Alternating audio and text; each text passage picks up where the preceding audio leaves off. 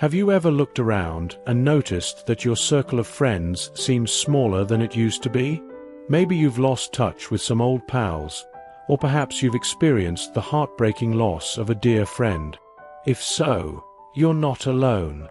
As we age, it's a harsh reality that friendships can change, fade, or even disappear altogether. Today, we're going to talk about why this happens, how it affects us, and what we can do to navigate this emotional journey. By the end of this video, I hope you'll feel less alone in this experience, and maybe even find some comfort in knowing that it's a natural part of life.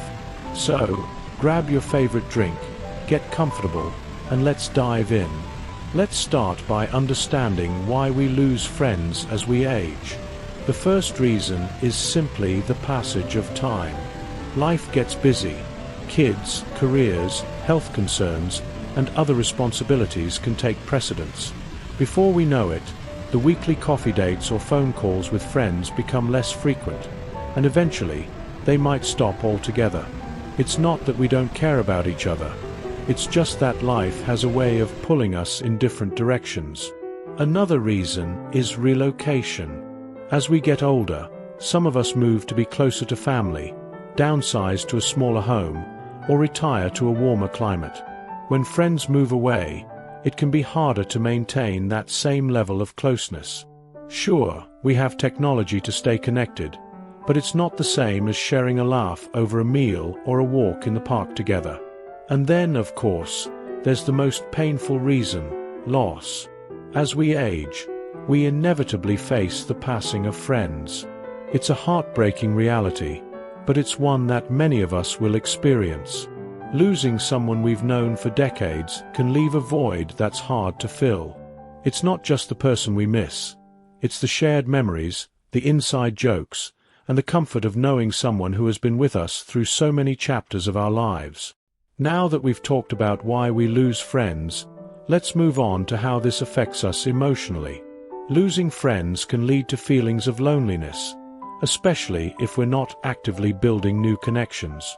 It can also make us reflect on our own mortality, which can be unsettling. But it's important to remember that these feelings are normal, and there are ways to cope with them. In the next part of this video, we'll explore practical steps to help you navigate this stage of life. Whether it's finding new ways to connect with old friends or building new relationships, there are plenty of things we can do to enrich our social lives as we age. So, let's keep the conversation going. Part 2. Middle Key Points. Welcome back. In the first part of this video, we talked about why we lose friends as we age and how it affects us emotionally. Now, let's focus on what we can do to navigate this stage of life with grace and resilience. The good news is, there are steps we can take to stay connected and even build new friendships, no matter our age. First, let's talk about reconnecting with old friends. Sometimes, friendships fade simply because life gets in the way, not because of a falling out. If there's someone you've lost touch with but would like to reconnect with, don't be afraid to reach out. A simple phone call, text, or even a handwritten letter can reignite a connection. You might be surprised at how happy they are to hear from you. And if it feels a little awkward at first, that's okay. It's natural when you haven't spoken in a while. Another way to stay connected is through shared activities. Whether it's joining a book club, taking a cooking class, or volunteering for a cause you care about, these activities not only give you something to look forward to, but also provide opportunities to meet new people. And who knows? You might just find a kindred spirit in the process. Now, let's talk about building new friendships. It's never too late to make new connections, but it does require a bit of effort. Start by being open to new experiences and putting yourself out there. Attend community events, join a hobby group, or even strike up a conversation with someone at the grocery store. You might feel a little out of your comfort zone at first, but remember, everyone appreciates a friendly face. Finally, don't underestimate the power of technology. Social media, video calls, and even online forums can be great ways to stay connected with friends and family, especially if they live far away. And if you're not tech-savvy, don't worry. There are plenty of resources and even classes that can help you get started. The key is to stay curious and keep learning. Now that we've covered some practical steps to stay connected, let's move on to the final part of this video, where we'll talk about how to cope with the loss of friends and find meaning in this stage of life. It's a heavy topic, but one that's important to address. So, let's keep going. Part 3. Final points and conclusion. Welcome to the final part of our conversation. We've talked about why we lose friends as we age and what we can do to stay connected. Now, let's address the most challenging aspect of this topic: coping with the loss of friends and finding meaning in this stage of life. Losing a friend is never easy, but it's especially hard when we've known them for so long. It's important to allow yourself to grieve and feel the emotions that come with loss. Talk to someone you trust, whether it's a family member, another friend, or even a therapist. Sharing your feelings can help you process the loss and begin to heal. Another way to cope is by honoring the memory of your friend.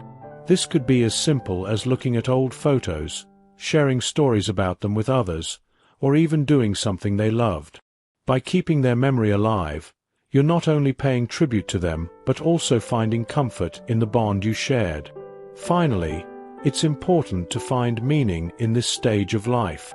Losing friends can be a reminder of how precious time is, and it's an opportunity to focus on what truly matters to you.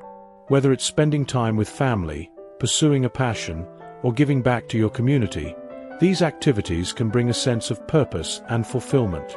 Remember, it's okay to feel sad or lonely at times, but it's also important to take small steps to stay connected and engaged with life.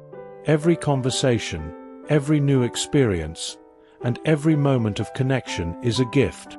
And while our social circles may change as we age, the love and memories we've shared with friends will always be a part of us.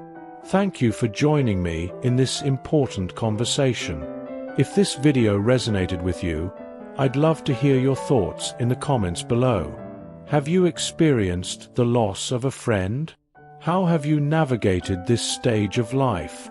Your stories and insights can help others feel less alone. And if you found this video helpful, please share it with someone who might need it too. Until next time, take care of yourself and cherish the connections you have. You're not alone on this journey.